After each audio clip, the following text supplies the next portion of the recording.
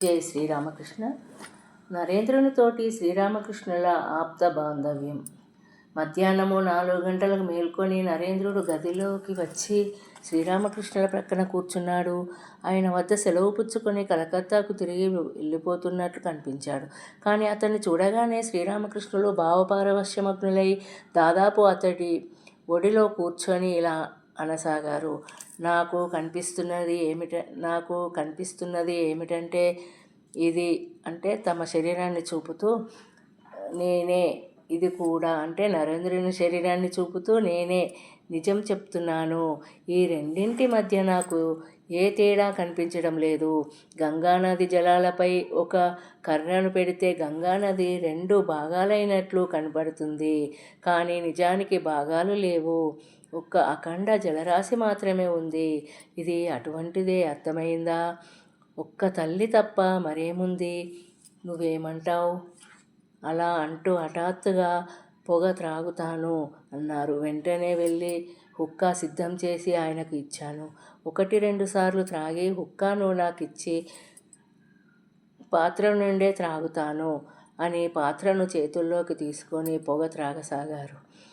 3-4 గ్రుక్కలు పీల్చి పాత్రను నరేంద్రుని నోటి వద్ద పెట్టి ఒక్క గుక్క నా చేతుల మీదుగా ఒక గుక్క తాగు అని అన్నారు. కానీ నరేంద్రుడు కుంచుకుపోవడం చూసి శ్రీరామకృష్ణులు, ఎంత అమాయకత్వం నువ్వు! నేను భిన్నులమా? ఇది నేనే, అది కూడా నేనే అని అన్నారు. అలా అంటూ అతన్ని పొగ త్రాగించడము, తమ 2 చేతులు అతని నోటి వద్దకు తెచ్చారు. అలా గురుదేవులు నిర్బంధించడంతో నరేంద్రుడు ఆయన చేతుల గుండా 2-3 గుక్కలు త్రాగి ఆపేశాడు. అతడు పొగ త్రాగడం ఆపగానే శ్రీరామకృష్ణులు తామే మళ్ళీ పొగ త్రాగబోయారు.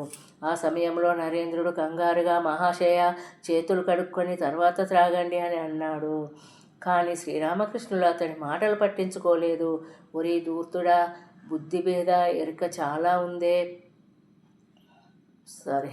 భేదబుద్ధి ఎరుక చాలా ఉంది అని అన్నారు. నరేంద్రుని నోటిని తాకిన చేతులతోనే ఆయన పొగ త్రాగారు.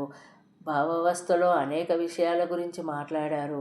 తమకు సమర్పించడానికి తెచ్చిన ఏ వస్తువు నుండి ముందే కించిత్తు మరెవరికైనా ఇస్తే ఆ వస్తువును ఎంగిలిగా దేవునికి సమర్పించడానికి అనర్హంగా శ్రీరామకృష్ణులు నిర్ణయించేవారు.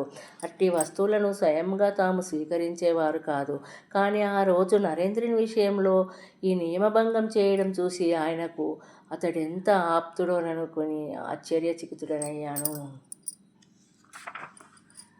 జై శ్రీరామకృష్ణ.